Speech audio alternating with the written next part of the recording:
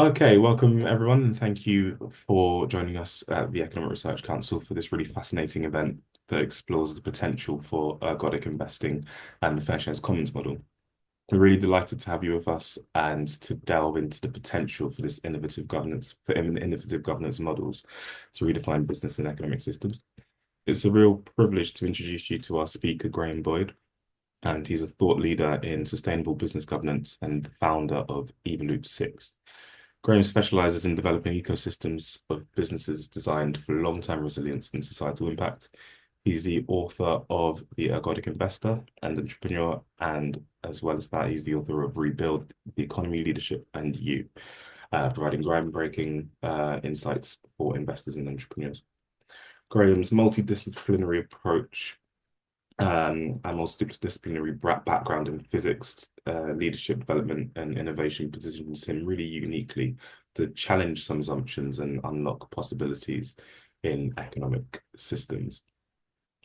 Graham will begin with a presentation, and that'll be followed by a question and answer session that we'll go through at the end. So without any further ado, I'll hand things over to Graham to share his insights. Thank you very much, Graham. Wonderful. Thank you so much, David, for inviting me into this series of workshops that you run. It's a great privilege to be here and to talk about the things that we've been up to and that I've been developing along with a bunch of other people over the past 15 plus years. It's great to have you here. Thank you. So let me start up the screen sharing and use the slides that I have to support what I'm going to be saying. The essence of what I'm talking about and what I've been up to for nearly 20 years now, in fact, is answering the question of why is it that we're getting the outcomes we're getting? Why at the deepest level? And hence, what is it that we need to transform in order to rebuild the economy so that we have the foundations we need for a flourishing future rather than the foundations that are giving us what we have today. My co-founder, Marie, when her then 8-year-old daughter asked her, "Mummy, why are you working so hard? Why are you doing what you're doing?" What you see on the screen here, this is what Marie said to her 8-year-old daughter then about why we're doing what we're doing. And this is still absolutely true. This is why we're doing what we're doing. Now, there's a quotation from Churchill that you're seeing on the screen now. He said, "First we shape our buildings, thereafter they shape us." The buildings that our economy lives in are the institutions of neoclassical economics, the institutions of investment theory, the institutions of business. We shaped those in a much, much simpler past, and in a past where we didn't really understand the dynamics of business, the dynamics of growth processes and an economy.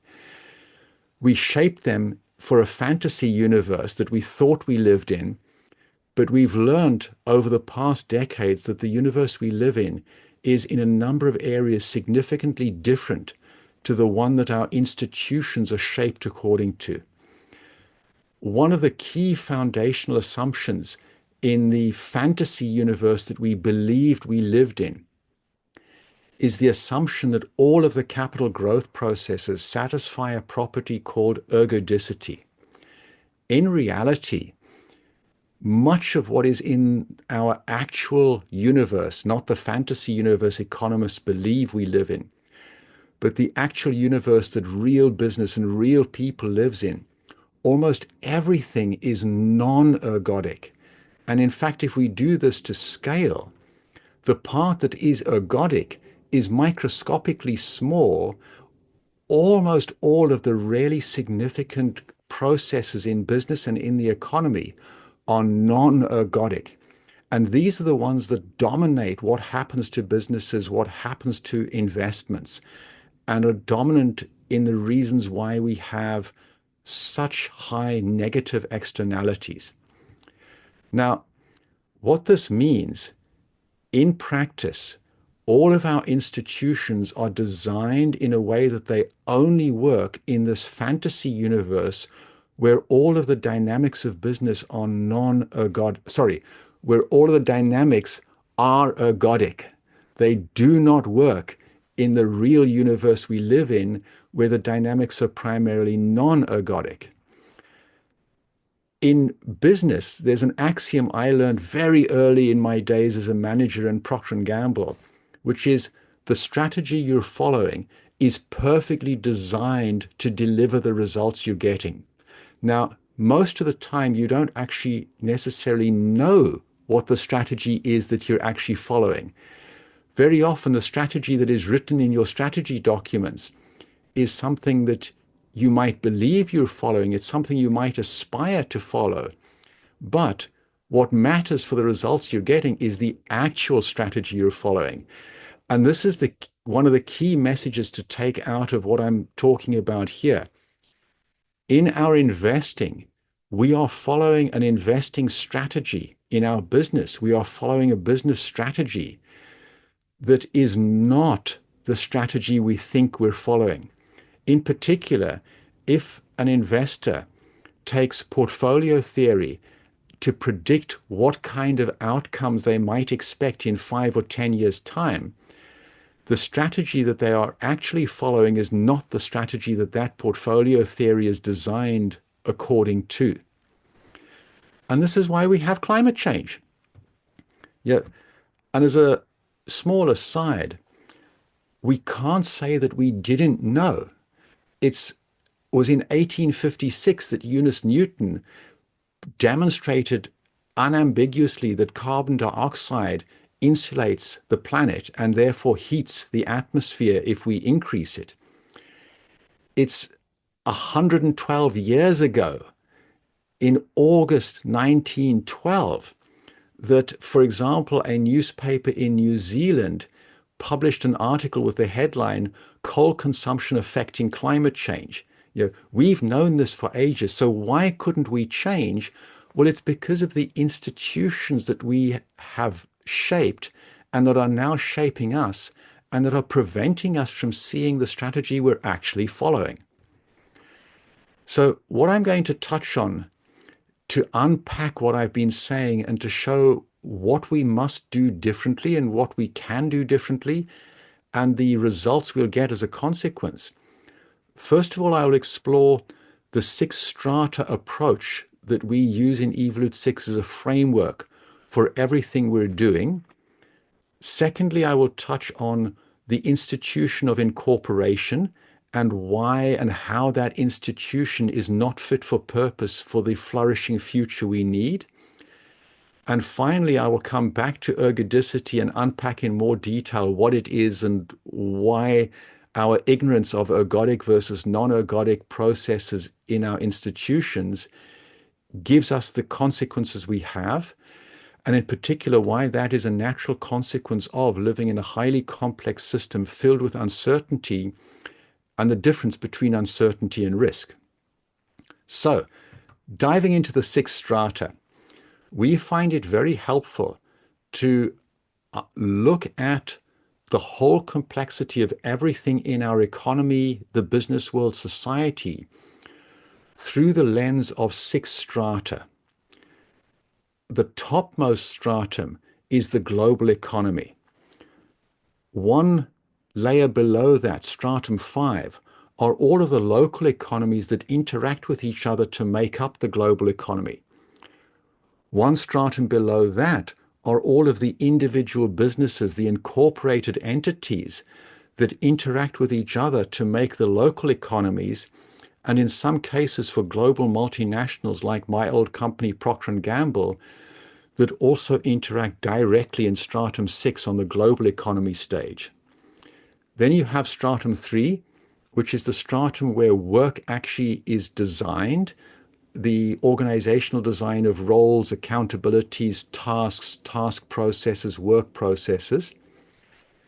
That is dependent on stratum 2, which is the stratum of human interactions, human teams. And that is dependent on stratum 1, which is the internal complex ecosystem of all of the different aspects of my nature, my personality, how I think, what I think, all of that is stratum 1.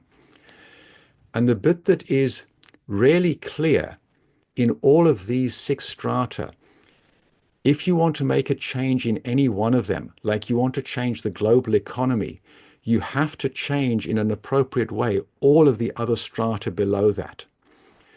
Now, when we narrow down to strata 1 to 4, those are the four strata within a single company. And so those are the four strata that we can most easily change what we're doing if we want to get different outcomes to the ones we're currently getting. And one of the most important ones, which is stratum 4, which is represented here on the vertical axis, the way that we incorporate at the moment, most companies are either a standard 0 company, the standard limited company. Some of them are standard 1 that have employee participation, perhaps an employee ownership trust. Some of them are standard cooperatives, a level 2 company. Very few are at level 3, the multi-stakeholder co-op or the self-owned for-purpose company or a B Corp company. Level 4 then is a FairShares, and level 5 that I'll unpack in a moment is the FairShares Commons. Level 5 in all of these dimensions is the minimum we need to truly have the foundations for a flourishing future, foundations that break free of the institutions of today, the institutions that trap us in a dysfunctional economy with high negative externalities. So, the first question to look at is, what is an economy? And in particular, what is an economy for? So, I define an economy in a practical level as any mechanism that does the job of provisioning. In other words, what is for is to get resources, capitals, whatever they might be, from where they are, where they're abundant, to where they're needed, where they can be put to good use. In that sense, our economy is not doing a very good job. The resources we need are not going to where they are, especially not these days. Now, let's be clear. The economy that we currently have has done a superb job in a number of areas, lifting many, many people out of poverty, increasing the standard of living to many people to a standard of living that a few centuries ago, not even kings and queens could aspire to that standard of living. Not even the most powerful king on the planet let me think. I forget his name, but the wealthiest and most powerful king ever on the planet was the Mali king on the West African coast.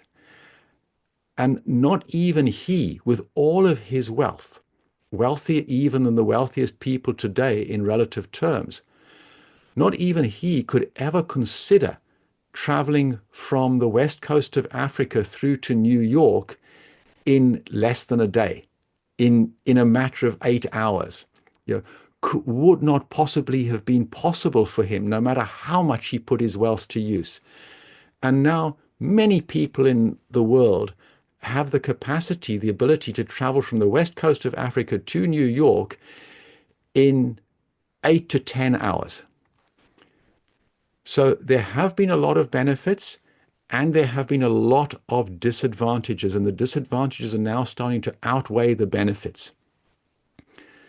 To unpack what and why, we then need to go down to what is a company and what is a company for. And we say that a company is the smallest fundamental building block of an economy.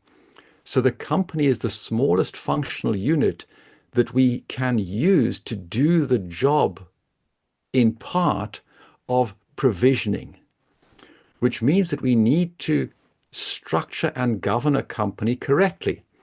Now, I grew up in apartheid South Africa. And one of the key aspects of apartheid South Africa was the situation where the answer to this question of who has what right to govern whom and with what power to defend that right, the answer to this question was people who are lucky enough to be born with a white skin are those who have the right to govern everybody. And this apartheid style of governance meant that if you were lucky enough to have a white skin, you had the voting rights, you had control of the country, you had control of how wealth was distributed. And now, one of the things that I was looking at over 10 years ago, nearly 15 years ago, as I was asking myself, what is it in the way that we have structured our institution of business, our institution of incorporation, what is it that stands in our way? And it struck me that one of the key patterns that I recognized from apartheid is in business, if you have money to invest, you have the right to vote, you have control of the company, you have control of how wealth is distributed. So it struck me that the way that business is governed has the same pattern as the way apartheid governance functioned. And we know how well apartheid was able to work for most of the South African population. Not very well at all. It worked extremely well for a fraction of the population that was lucky enough to have a white skin. It did not work at all well for everybody else. And guess what we're seeing at the moment in the economy? We're seeing an economy that works extremely well for those that have enough spare money to be able to invest, and it is working less and less well for everybody else. The middle is being hollowed out, etc., etc. So if this is the pattern of governance that we have in our institution of business, this is one of the key patterns that we have to change to something that is post-apartheid in the new institution of business that we need to have a flourishing economy for all. This means that we have to incorporate in such a way that we have systemic trust, systemic justice, and systemic wealth share across time and space between people, between stakeholder types across all six capitals, between companies, and as I'll unpack later in the ergodicity section, across ecosystems that have capital pooling internally and between ecosystems of ecosystems. In other words, we need ways of incorporating that create externalized trust, not only between investors that don't know each other, as the company is designed to do today. It's a mechanism to create trust between investors of financial capital that are not part of one single wealthy family. We need the company that we incorporate as a platform for the future to give reciprocal governance rights, externalized trust across all stakeholder types, all capitals, all people, across the entire lifespan of a company and beyond. Now, to do that, we really need to question the myth that we believe in, that the company is an ownable thing. Actually, in law, a company has legal personhood. Now, if we go back to pre-conventional thinking, in a world where we had kings and commons and merchant guilds and so on, we recognized that the economy was a juxtaposition, a constellation of aspects of ownership.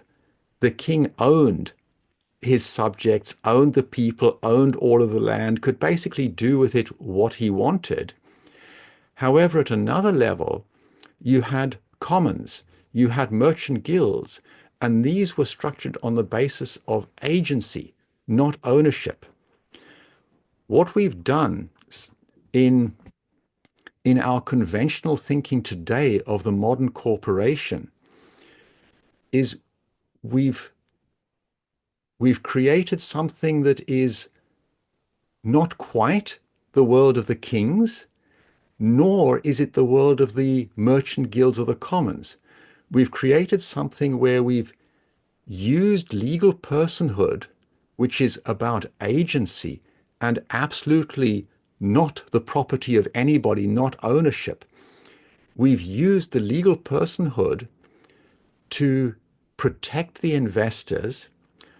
However, we're not actually taking legal personhood seriously in the way that it is actually legislated.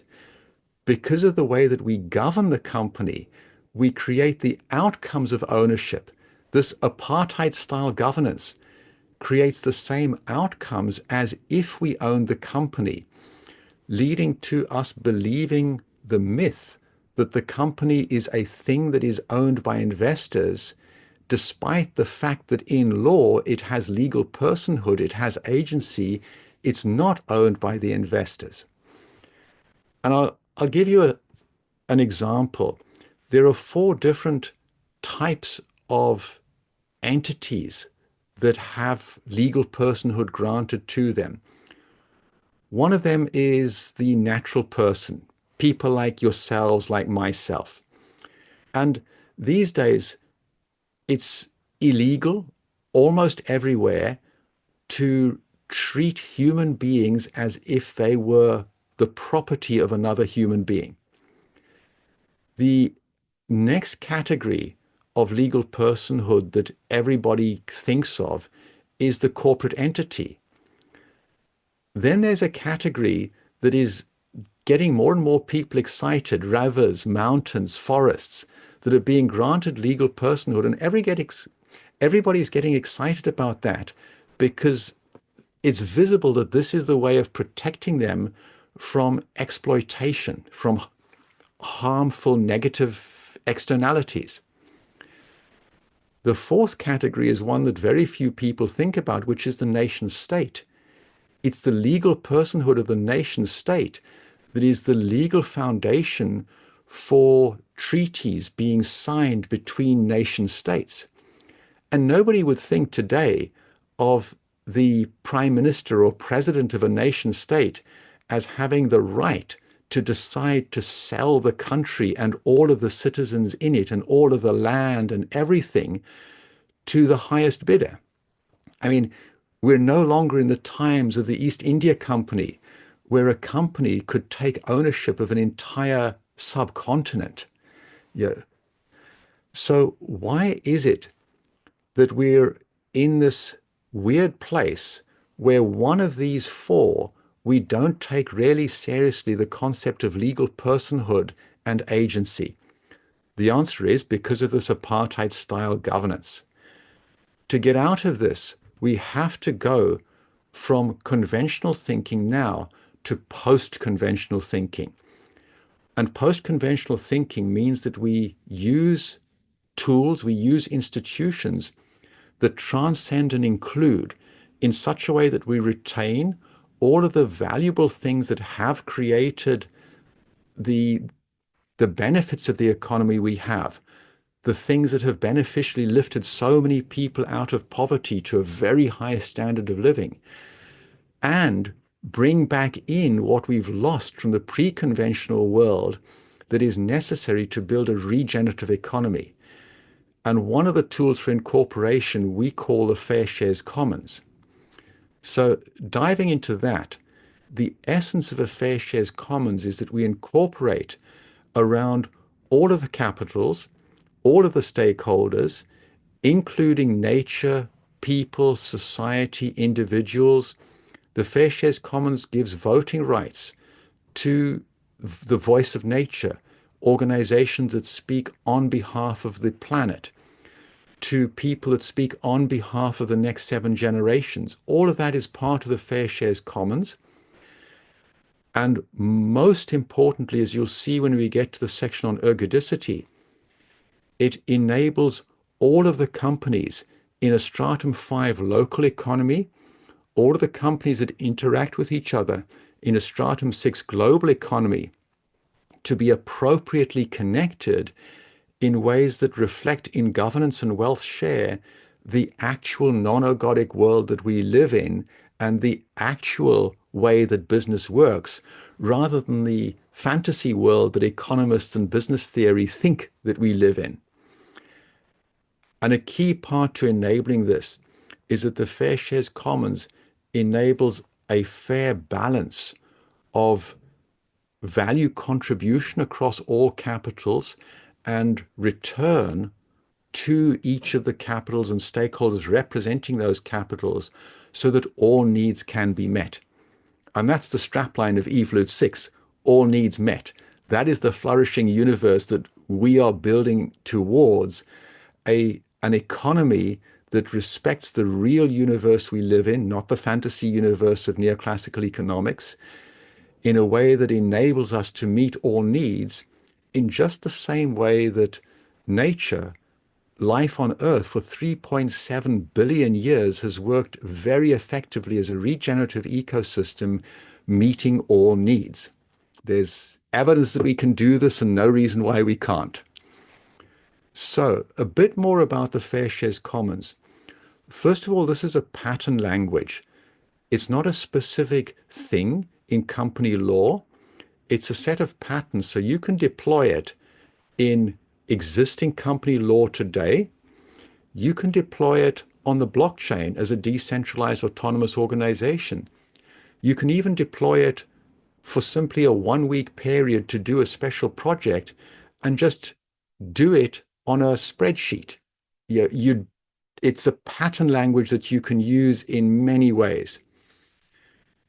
And to emphasize the heart of it, it works today using existing law, and we have over 20 years of experience in FairShares and FairShares Commons companies, and it builds on and extends what we already know works really well in multi-stakeholder cooperatives like the Mondragon Cooperative Conglomerate. It includes all capitals, all stakeholders in governance and wealth share. Stakeholders and capitals that don't have a direct immediate voice are represented by stewards, and the stewards are constrained by principles of stewardship. So they can't just vote as they wish, they have to vote according to the principles of stewardship, a bit like a foundation or a trust. And this is why we say that the FairShares Commons, it's a transcend and include strategy, because it integrates all of the benefits that we know and love from limited companies, cooperatives, for-purpose companies, foundations, B Corp, public benefit corporations, the LLC. All of the benefits are included in a way that the benefits of one counteract or even eliminate the disadvantages of the other.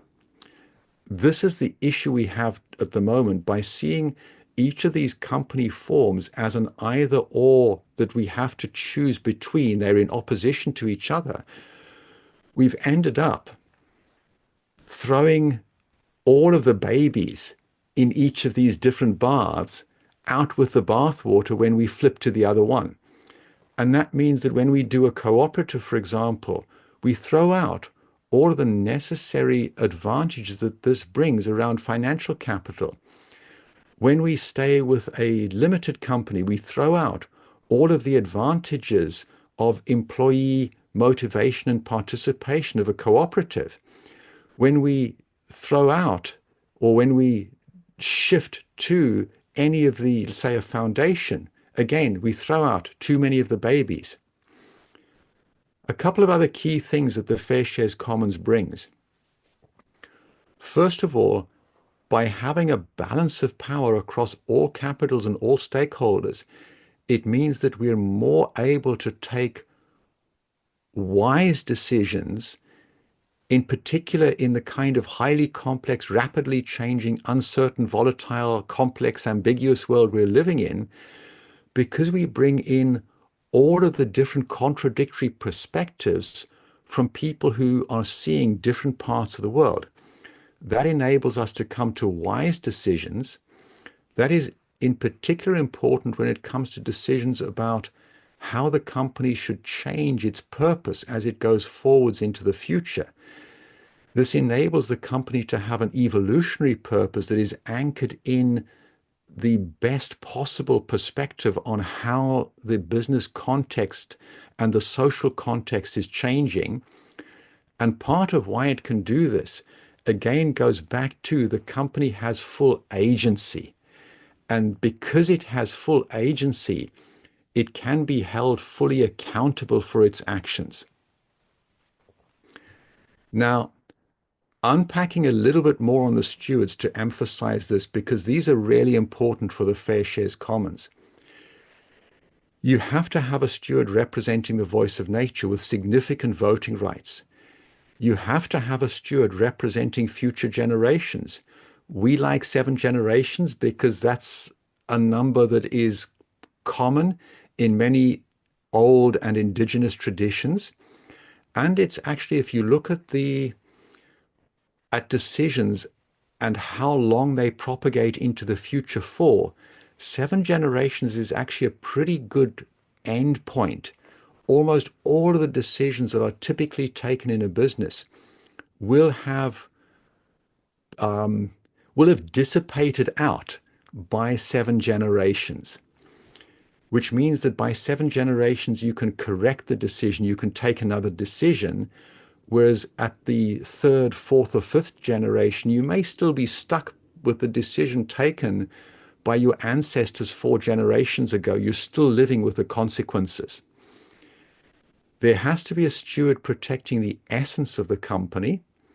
This is basically the steward representing the conscience or the personality of the collective entity of the company as a whole.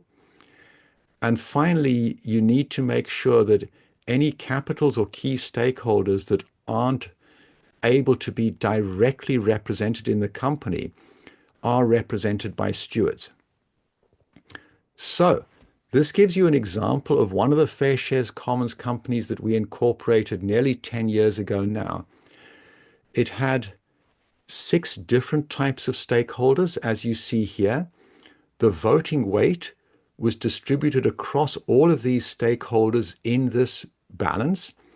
And this balance was achieved by having different share categories with different properties, one category for each stakeholder type.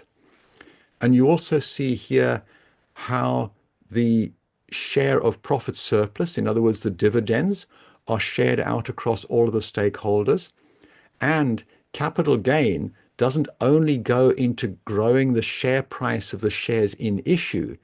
The capital gain itself is distributed across all of the share categories, independent of whether that category is based on financial capital, as in the investor or the donor category, or on the other kinds of non-financial capitals that are invested by the other stakeholders. Everybody shares in the financial wealth generated. And this is at the heart of building an institution of incorporation that has the minimum functionality necessary to deliver an economy where all needs are met, where all stakeholders and all capitals can flourish. Now, moving on to the final section, uncertainty versus risk and ergodic versus non-ergodic.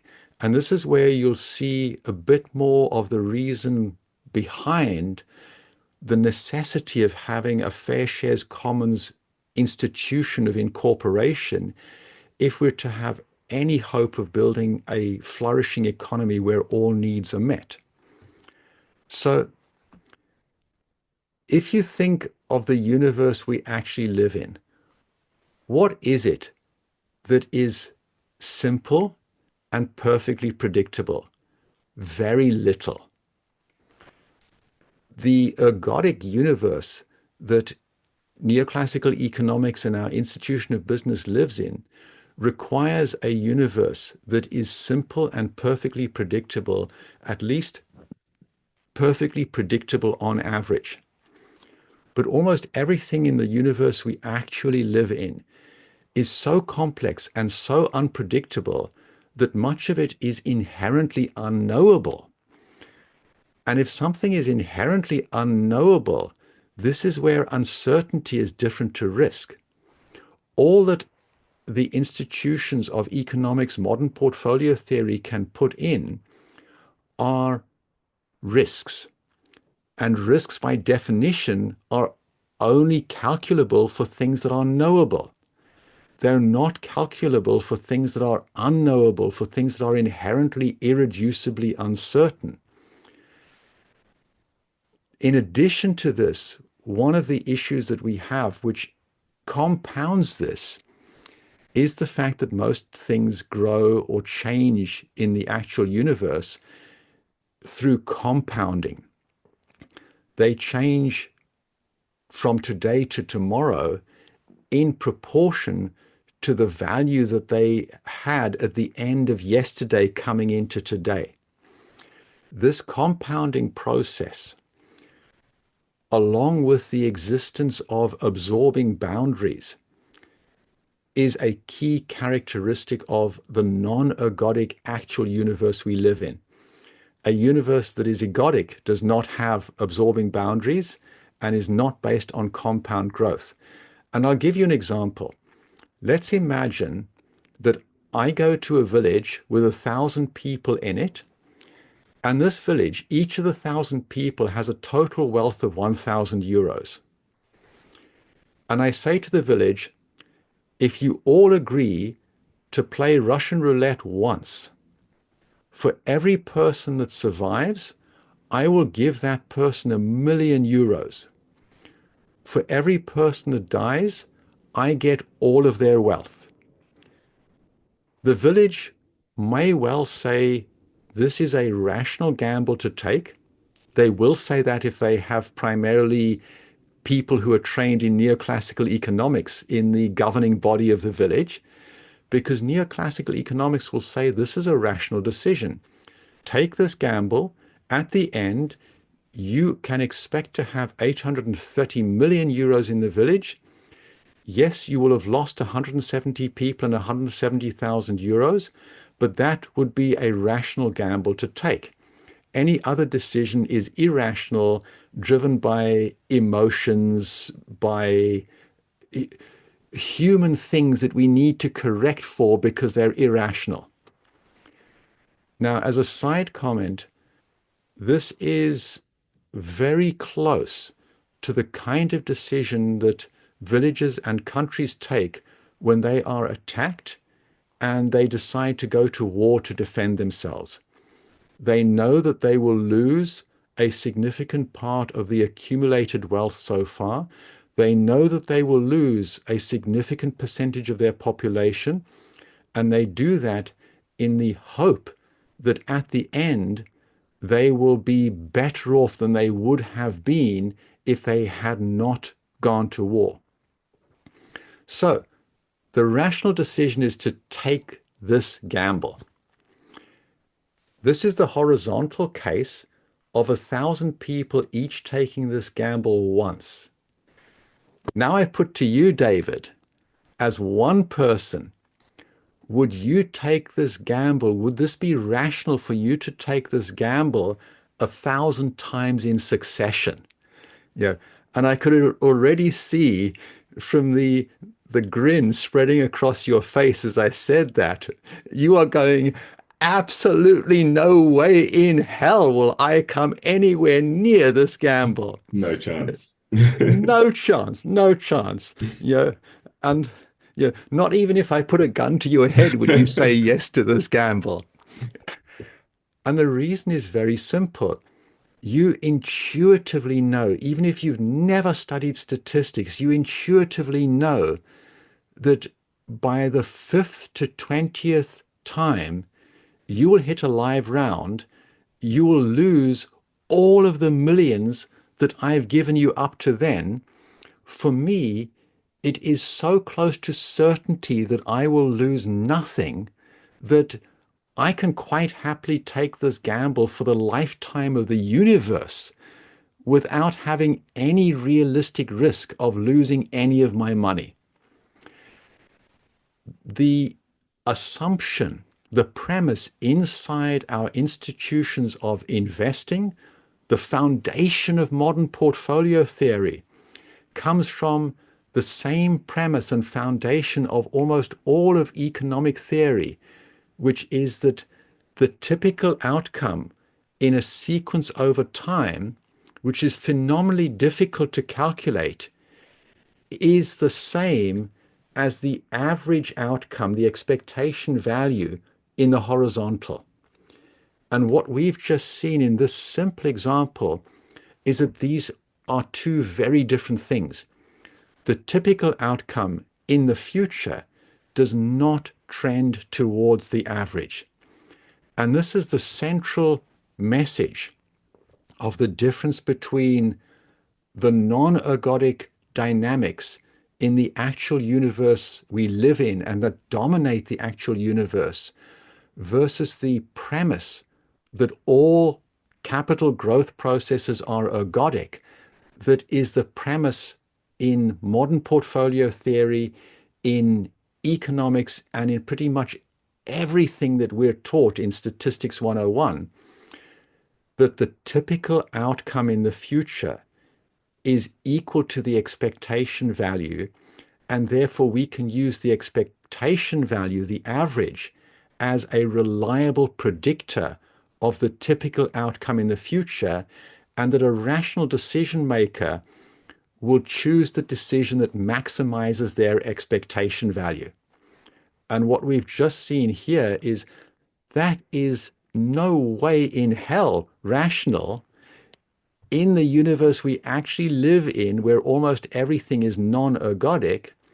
And in particular, look at the orange text.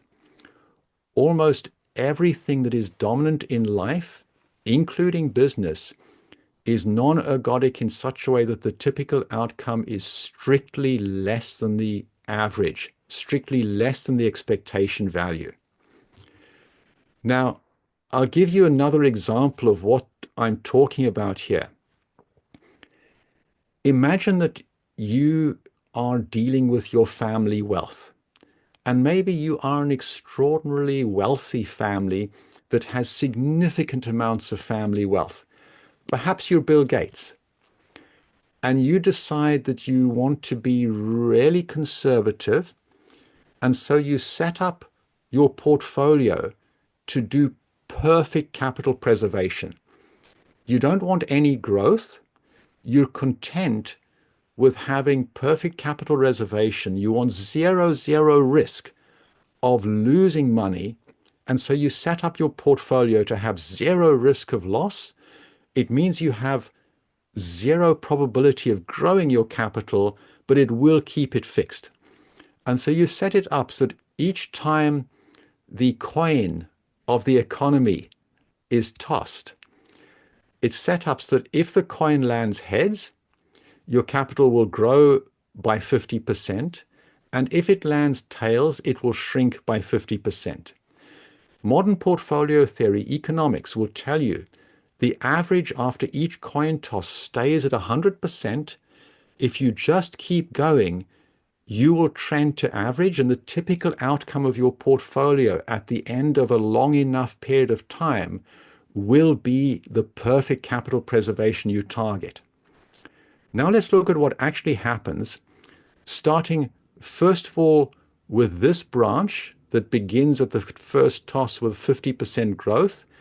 Then we'll look at the bottom branch in the slide after, and then we'll put all two branches together, which is a bit small to see in text on the screen, which is why I've split them. So the first branch is not looking too badly. By the time you get to the fifth coin toss, there are quite a few that are marked with an arrow where the growth is above 100%.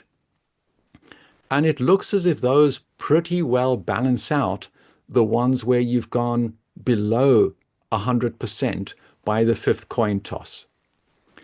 However, if we look at the branch that starts downward, you see something that is a little bit different. Only one of them is above 100%. All of the others are well below, down to one outcome is at 3%. What you're seeing here is the difference between average and typical. For every single coin toss, the average stays at exactly 100%. But what is important for your wealth is not the average of all possibilities. What is important for your wealth is the range of typical outcomes you are likely to get at the end of 5 coin tosses. And what we see here is that 26 of the 32 possible outcomes at the end, 81% of them are below average. This is the important message to take away.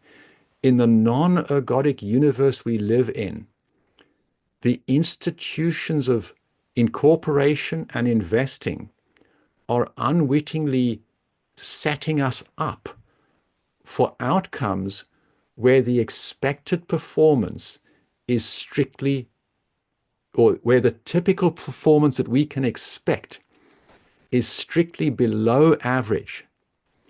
And this is where it's a disservice to us that in economics, the word expectation is used in a very narrow, precise sense as another name for the arithmetic average, whereas most people understand expectation to mean typical. And that's why I'm making such a big deal of the difference between average or expectation value in the language of economics and the typical value that we can reasonably expect to end up with. Now, if you see how rapidly the number of outcomes that is below average grows as we go from 1 to 2 to 3 to 4 to 5 coin tosses, imagine how that gets to over a 10-year period where we're tossing the coin each week.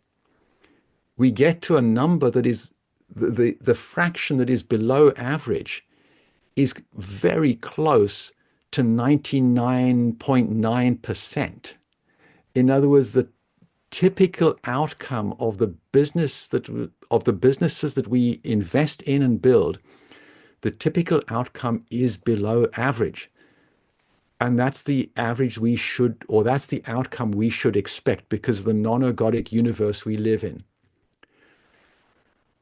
So a key message to take away is the averages that we're taught to calculate in Statistics 101 in economic theory.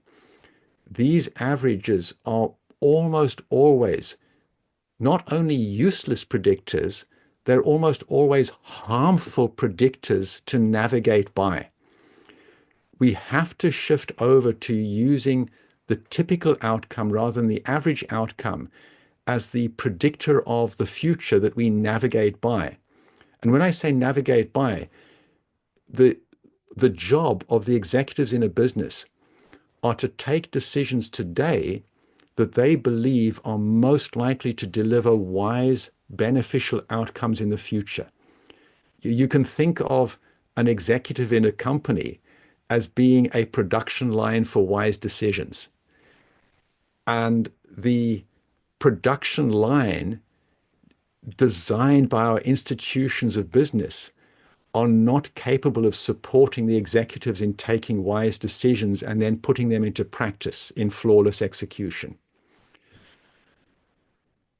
Again, as I've said, but to really emphasize it, the belief in economics, because of the unsubstantiated and false premise that the universe we live in is ergodic, that belief is that if a single gamble is good taken once, then if you have the opportunity to repeat that gamble multiple times, it's wise to repeat that gamble because you will trend towards the average. And we saw so clearly, no way in hell is this good if that gamble is the village of 1,000 people with some wealthy person offering them €1,000,000 with Russian roulette. It's a good gamble if each person does it once, but no way in hell is it a good gamble if one person repeats it 1,000 times in succession.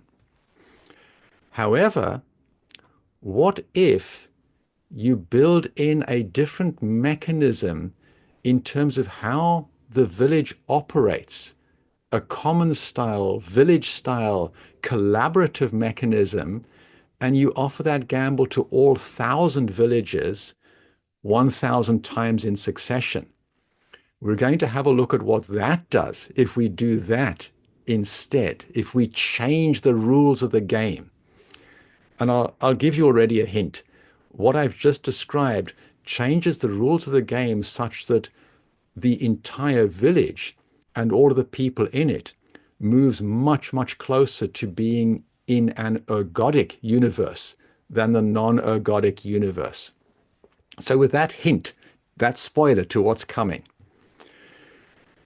the ergodicity error is using the simple average or the expectation value to predict the typical outcome when we're living in a world dominated by non-ergodic dynamics. And modern portfolio theory, the institutions of business do this. They only work in a universe where the dynamics are ergodic. So we have to change the rules of the game of our institution. Now, to see what happens when we change the rules of the game, have a look at this output from our software for portfolio and investment planning. And what you are seeing here are two different ways of investing in the same companies. The dashed lines show the outcome if we invest in companies using modern portfolio theory as the foundation that are fully exposed unknowingly to the non-ergodic dynamics. The solid line is what happens if we were to invest in exactly the same companies, suffering exactly the same outcomes, but in a universe where the dynamics, and let me move to there, where the dynamics are made ergodic. And what you see very clearly here, the way of investing that makes the dynamics of the group of companies ergodic. First of all, the four ecosystems of companies that are made ergodic are much, much more tightly clustered. There is a big delta between the cumulative return of the ergodic ecosystem and the cumulative return of the portfolios. That cumulative return is money that can be put into impact, sustainability, regeneration, donut economics, and still deliver the same ROI that investors are looking for today from their portfolios. And this is absolutely critical. At the moment, the biggest barrier we have preventing us from really doing impact investment the way it could be done, from doing regenerative investment, is there is a very valid need that investors have to grow their financial capital. That's actually at the heart of a regenerative economy. Nature is regenerative because it grows all capitals. It does not exhaust one capital at the expense of another. Okay, except for the energy that the sun pumps out that flows into the planet. That's something that is exhaustible, but over such a long time span that it is irrelevant for us. All of the other capitals nature grows. That is what regenerative business means. And in that sense, a business is not regenerative. It is not actually an impact business unless it is growing financial capital sufficiently well. As soon as we grow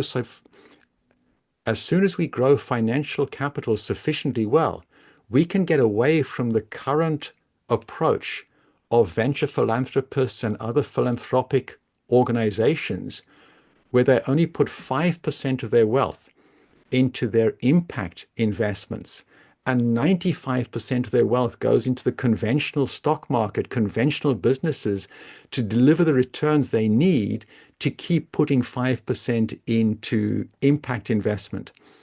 What this delivers is a way of moving away from this 95-5% split into 100% investment that delivers both returns and impact. So that's why making business dynamics ergodic is so important and so transformational. It is changing this. This is really about, we have the outcomes we have at the surface, what we see. We're currently only addressing the proximate causes. By going and addressing the difference between non-ergodic and ergodic dynamics, we go to one of the most powerful and impactful and consequential root causes of these proximate causes. And to give you an example of what the outcome is, now, as you'll recall earlier on, I hinted that the dynamics that we have to change is shifting from a world where we believe in pure competition as the ideal strategy to deliver everything we want, into a world that retains the benefits of competition and introduces the benefits of collaboration, just as in the pre-conventional world, but now upgraded to include everything that we've learned in the conventional world we're currently living in. So what you see here in the top left graph, the portfolio investing with 0% profit pooling between each of the companies in the portfolio after each coin toss. That's where we see, instead of the straight rising blue line that is predicted in the modern portfolio theory that the portfolio should grow according to, what we see in actuality is that each of the businesses, the orange lines, some of them look as if they grow well at the beginning, but sooner or later, because of the non-ergodic dynamics, all of them trend towards bankruptcy eventually. Let me just get rid of this exactly. All of them trend eventually to bankruptcy. Now, where this nets out at is that the typical outcome is represented by this dashed line going downwards rather than modern portfolio's solid line going upwards. If instead, like in that village of 1,000 people where we said, well, what if they could pool their winnings after each round of Russian roulette? And in particular, what if they could pool their life essence so that none of the 170 die? They just lose a little bit of life essence. If we could, you can do this in games on computers.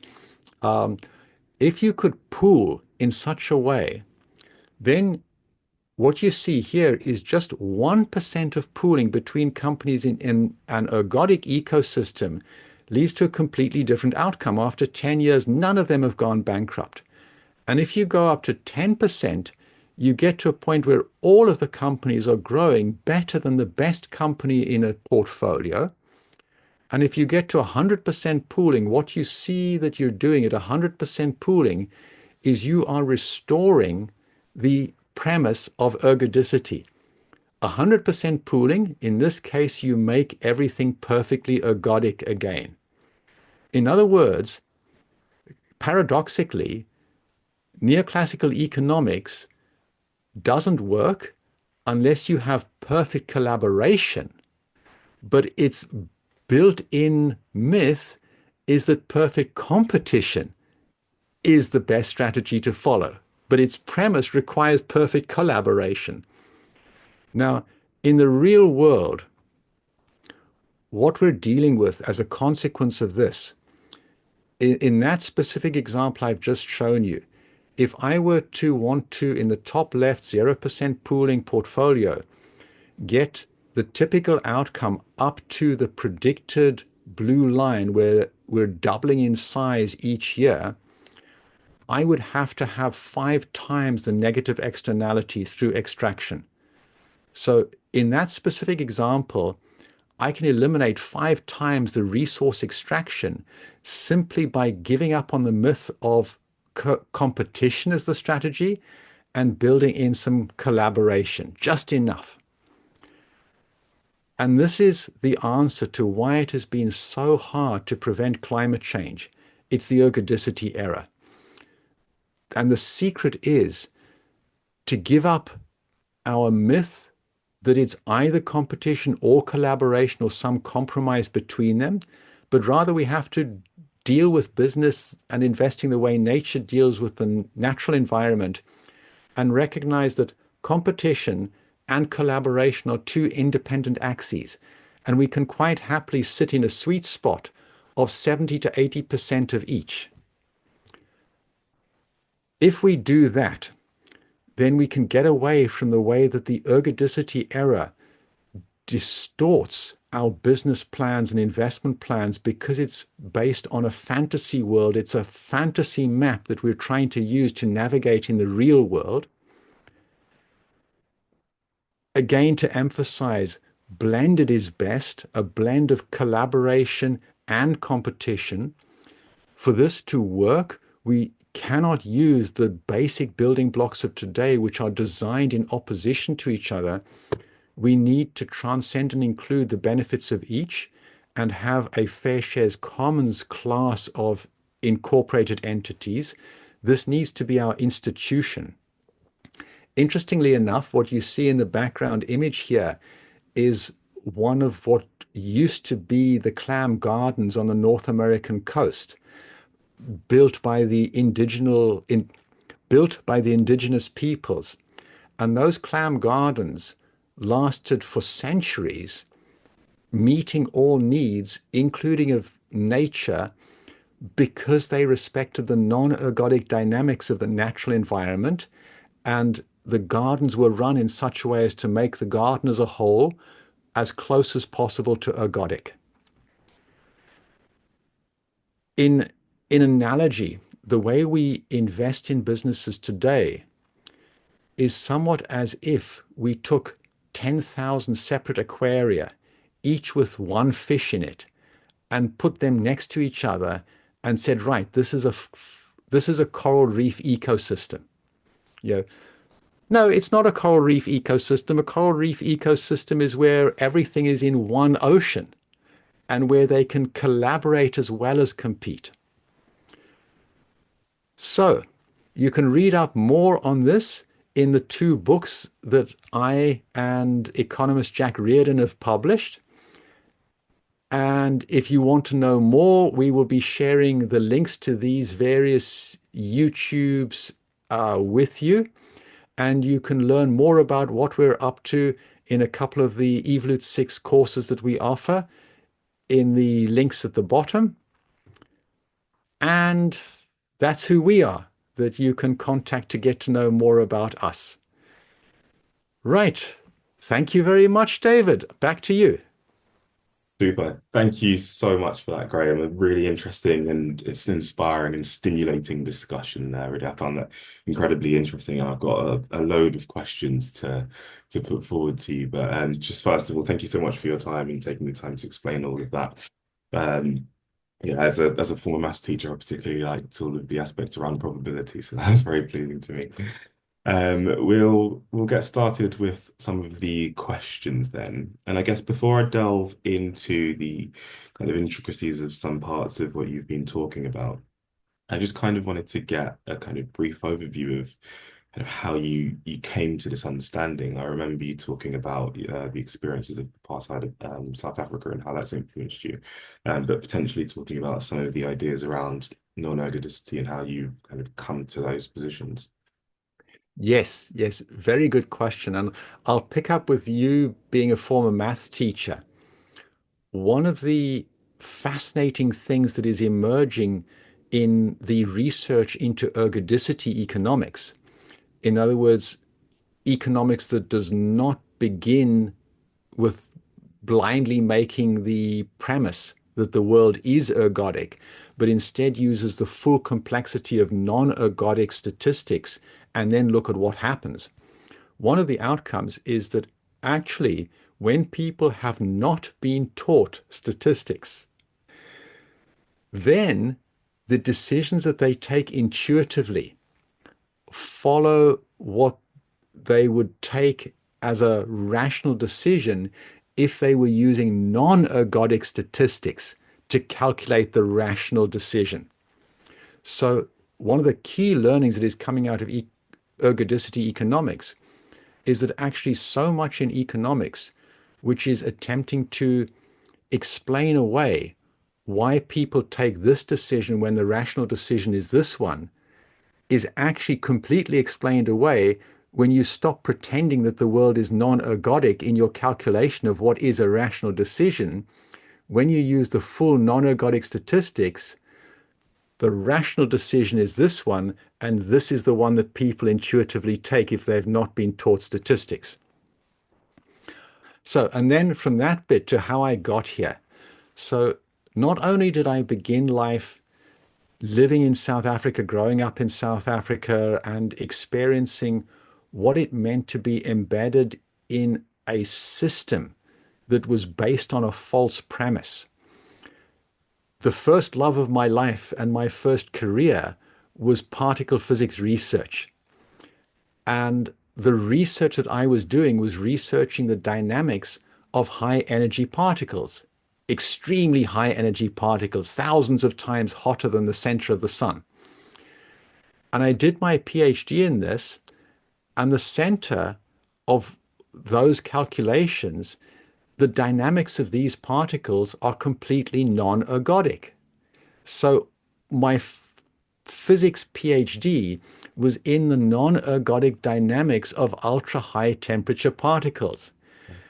And so all of my life in business, the past 35 years of my life, I've had an intuitive understanding of non-ergodic dynamics. And whenever I wasn't thinking, I was taking decisions, recognizing that the life I live in is not ergodic. So I was taking decisions that were often quite different to the rational decisions that my peers were taking. When I was working for Procter & Gamble, for example. And it was after leaving P&G in 2008, frustrated with how little P&G was able to do to move towards sustainable business, despite the fact that it was filled with well-intentioned people who truly wanted that. That got me asking the question of why? Like a good engineer, the Toyota 5 why process. Why? Because. Why? Because. Until you get to the fifth why, which is the root cause. And that's what's got me to where I am now, saying the root cause of this is, on the one hand, well, the root cause is there are root causes in each of the 6 strata that I laid out at the beginning. But the two dominant ones that I look at is the institution of incorporation and the institution of investing, which neglect the difference between ergodic and non-ergodic dynamics.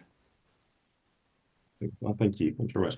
It's really useful to understand that kind of that background. So yeah, thank you for explaining that. So yeah, kind of related to what you've been talking about with regards to kind of the decisions that you've made being non-ergodic rather than some rational decisions that other people have made.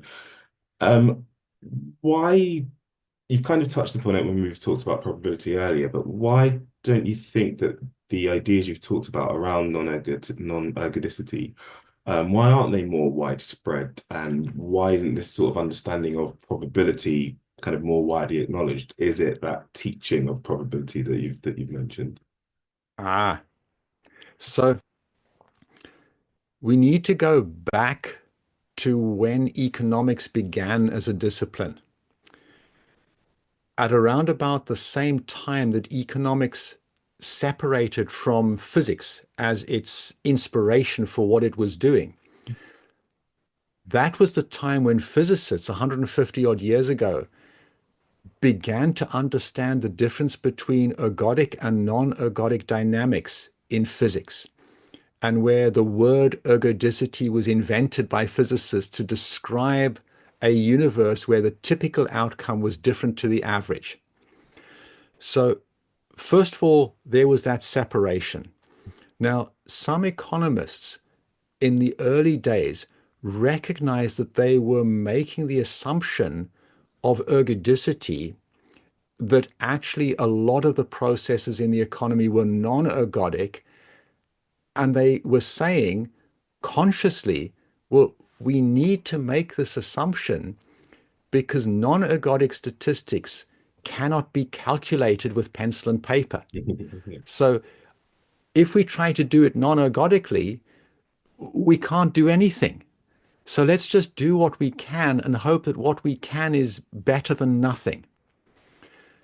Now, that is absolutely true. In the physics that I was doing, the PhD I was using in the final years of my research career in universities after I'd finished my PhD, I was using what was then the world's fastest supercomputer, at least the fastest supercomputer that was public knowledge. There may have been faster supercomputers in the military, but this was the fastest supercomputer that was known on the planet.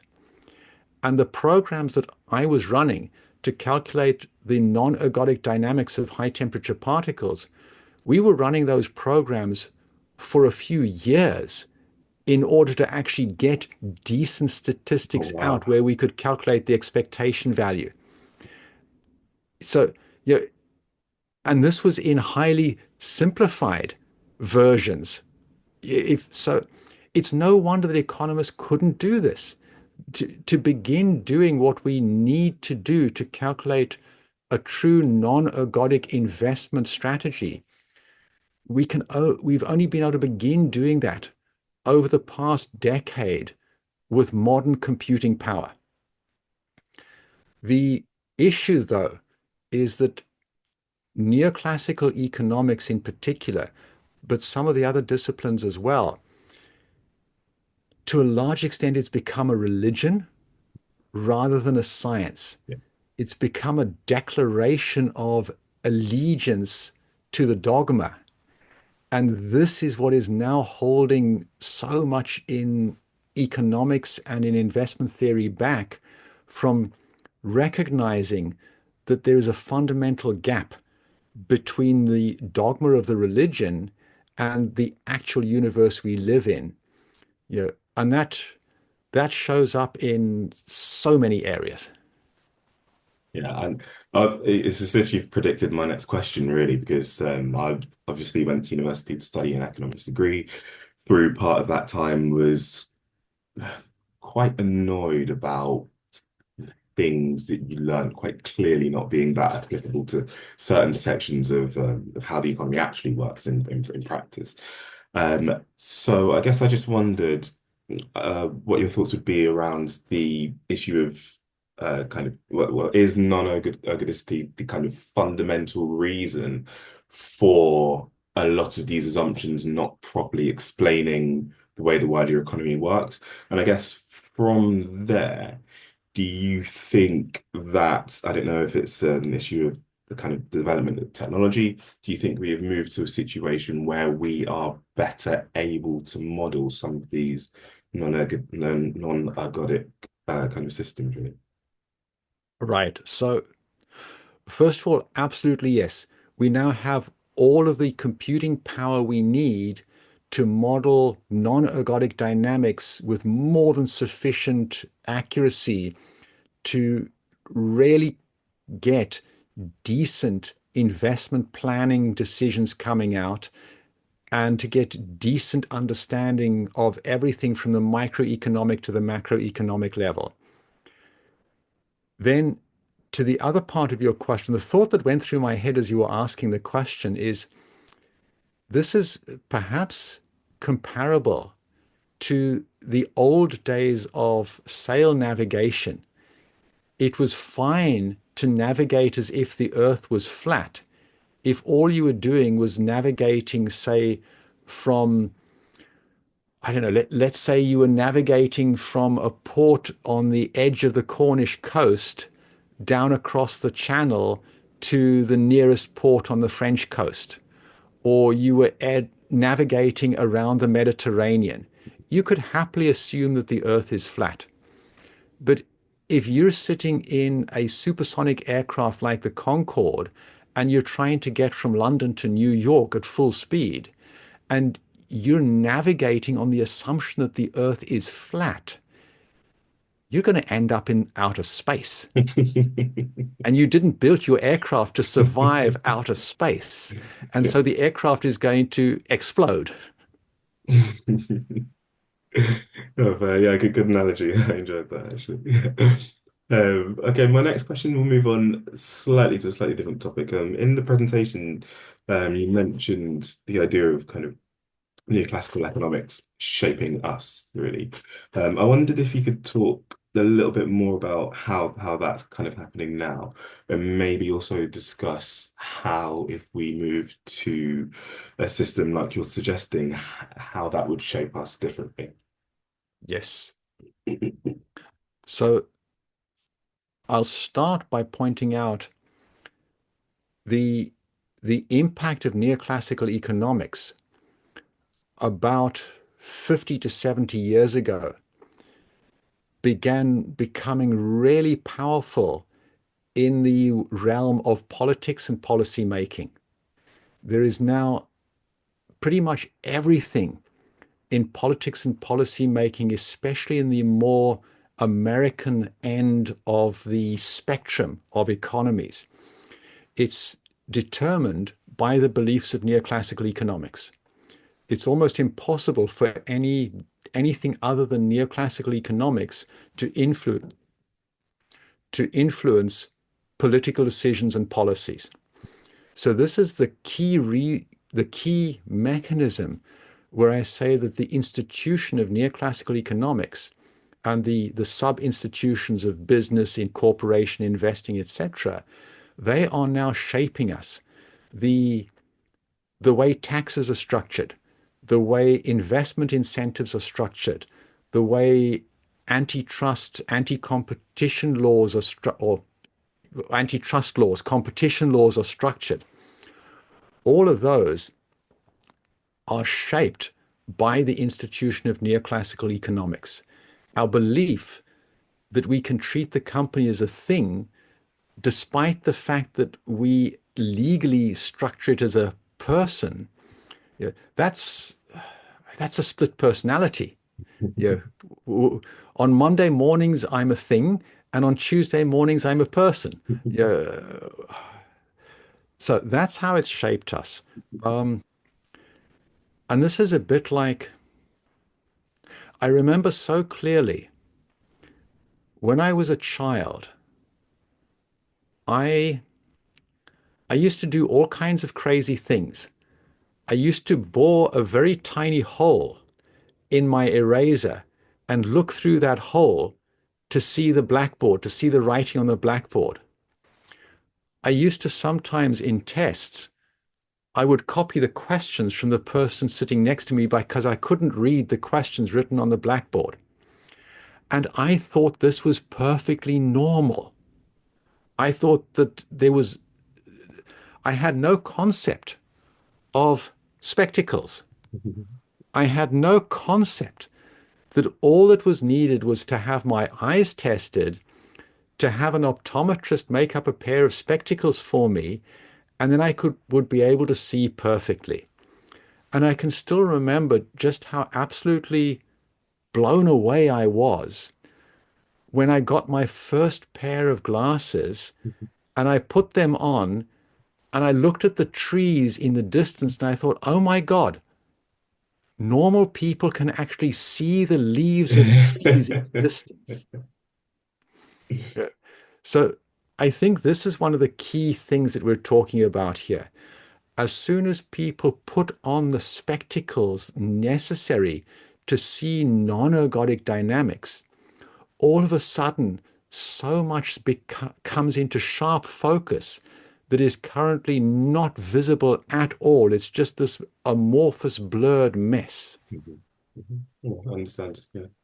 Thank you. All right, so I'll move on to looking at kind of some of the details around the FairShares Commons model a little bit more. And I'm going to start with the issue of climate change, which is in your presentation.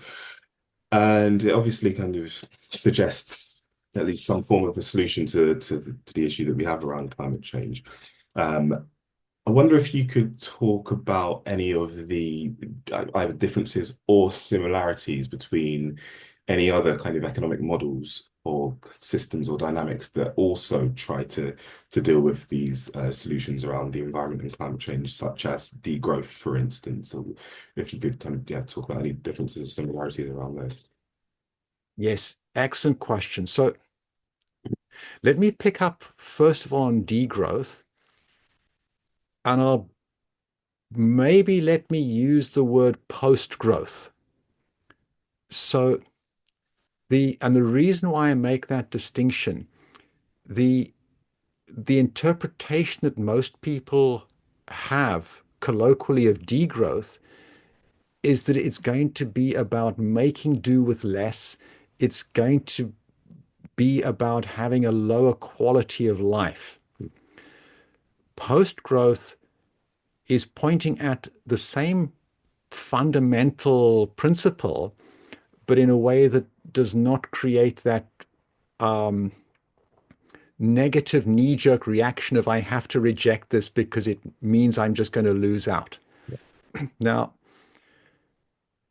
degrowth or post growth, and many of the proposals in there are still subject to this false premise that the world is ergodic.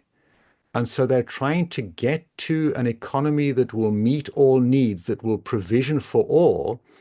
And the only route available is to deal with that 5 times excess extraction that we're talking about by reducing the amount of resource usage by a factor of 5.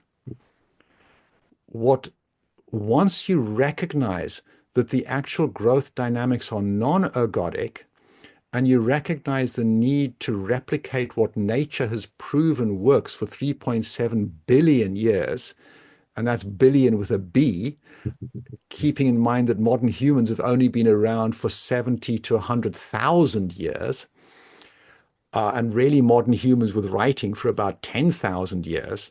So life has proven this over multiple orders of magnitude more time and more catastrophes than human beings have been alive for. So this is well validated.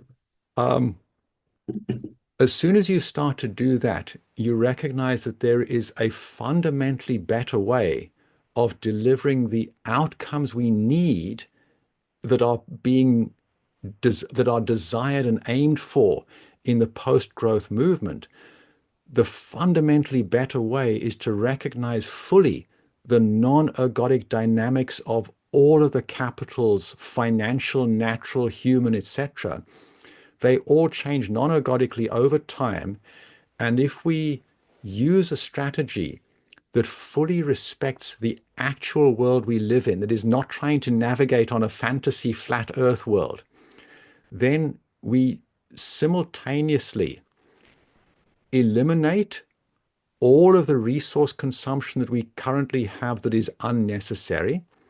And by using a fraction of the resources that we're currently using to deliver healthy outcomes, to deliver the outcomes that are needed for the economy to do the job of provisioning for all, to have a flourishing economy for all, that gives us far more opportunities to have a sufficiently high quality of life for everybody.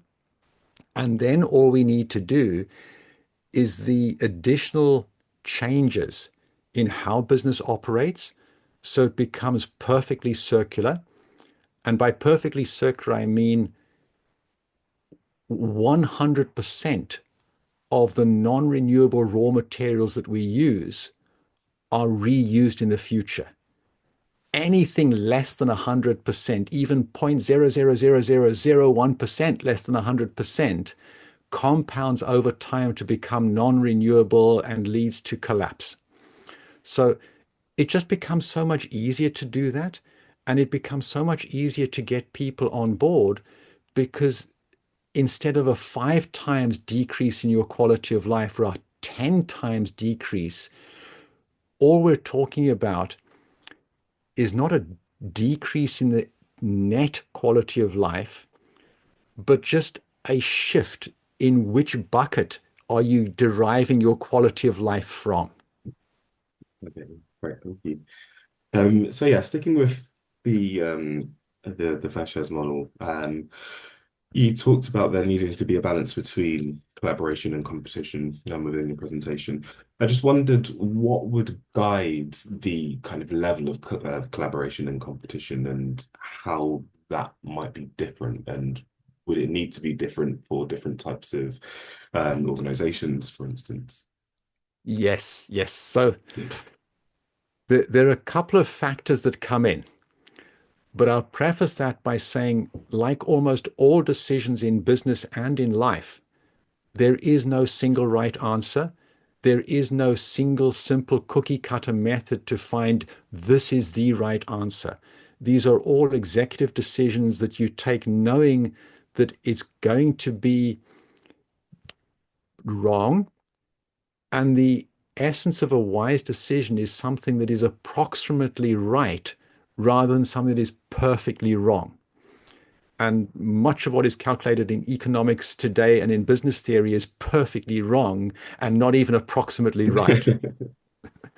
So the factors that flow into it, first of all, the more interdependent a group of companies are on each other, the higher the level of profit pooling, the higher the level of collaboration that's needed.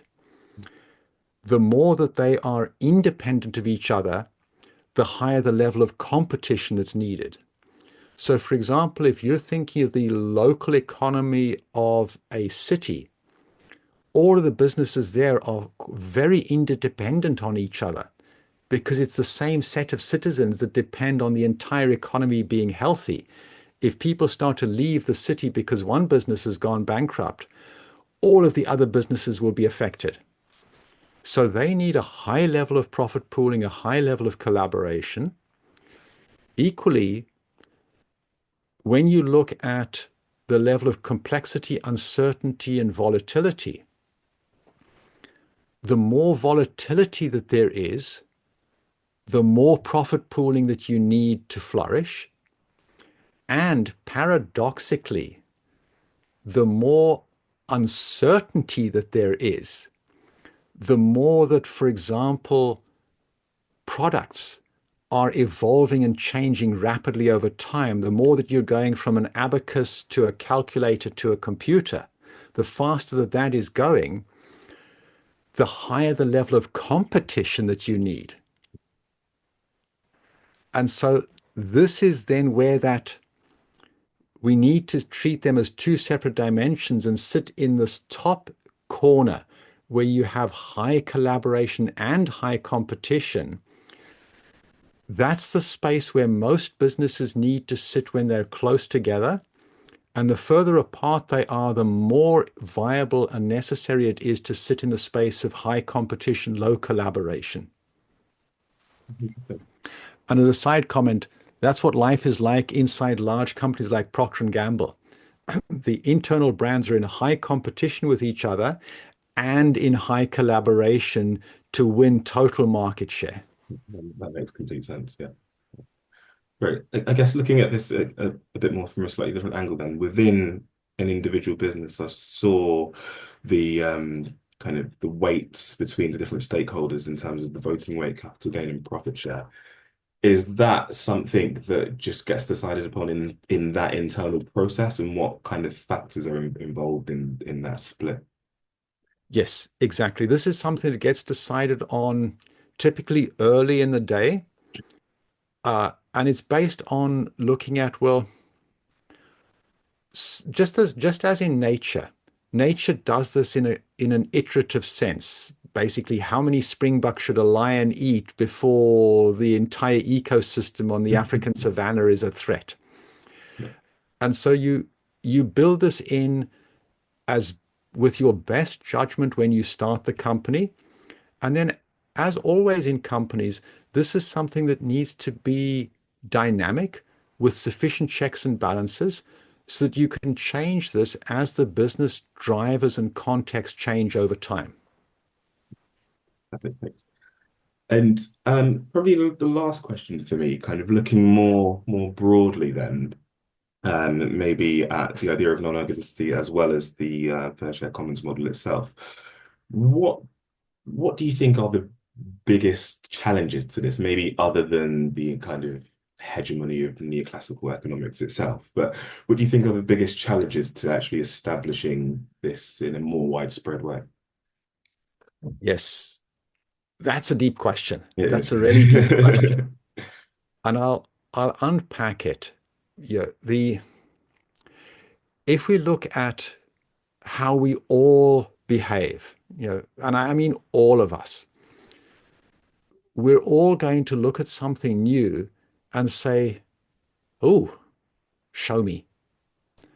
If something contradicts how we believe the world works, beliefs that, as far as we're concerned, have served us extraordinarily well up to now, anything that requires us to change our belief, we're obviously going to be highly defensive. Our immune system protecting our beliefs is going to kick in full power, thinking that this, what I've just been told, is a virus trying to manipulate me and affect me and get me to do something that's against my interests. And so if we look at the investment community, for very, very good reasons, believes, is convinced that how we've been investing is working, that it is the only game in town, and all we need to do is make small changes here or there and try harder. That if we just try harder and put more money, we'll get it to work the way we need it to work. And so the biggest barrier is very much finding ways of changing our beliefs. And this is really challenging. And this is where what we're talking about here, facts are not going to do the job. If one of the classic examples of facts not doing the job is when an Austrian doctor uncovered that the reason why there was such high maternal fatality rates, the reason lay in the doctors not washing their hands after the morning session dissecting the bodies of the mothers that had died the day before. They would go from the dissecting room trying to understand why the mothers were dying straight into the maternity wards to support birth. And there's a doctor, an Austrian doctor, that did really solid studies, statistical studies, comparing what happened if hands were washed and if they were not washed, and demonstrated conclusively that just washing your hands reduced death rates by 10 times. The medical profession only began fully recognizing what he'd done and instituting hand washing as a standard operating procedure after that doctor had died. And he uncovered those learnings something like in his 30s. So for about 40 to 50 years, the medical profession rejected it because they did not believe that there were any microscopic disease-carrying particles that would be conveyed from cadaver to live person. So, and that despite the fact that the facts were there, you could go there and look at it. So even show me is often not enough if the belief system is so entrenched, has such high defenses, and in particular, where your membership, your legitimacy, your recognition as a member of a professional body depends on you subscribing to the dogma of that professional body. Basically, don't expect somebody to change their mind if their monthly salary depends on them not changing their mind. Yeah, I've got you. Well, I mean, on that note, I think I hope that by doing this discussion here, we're somewhat helping to move things forward in that regard. Yeah. But I will say a huge thank you for taking all of your time today to discuss this. I've thoroughly enjoyed this presentation and found it incredibly stimulating, really. I will certainly keep an eye on how things develop and look through some of the resources that you've provided there as well. For anybody watching, we will upload these slides onto our website, so feel free to have a look at those on at ercouncil.org. But just finally, I will say a huge thank you to Graham for his time preparing all of this and for this discussion and the level of detail. Yeah, I've thoroughly enjoyed it. Thank you very much. Wonderful. Thank you so much, David. And likewise from my side, I have thoroughly enjoyed this opportunity to talk about and explore a topic that has been at the center of my attention for a couple of decades now.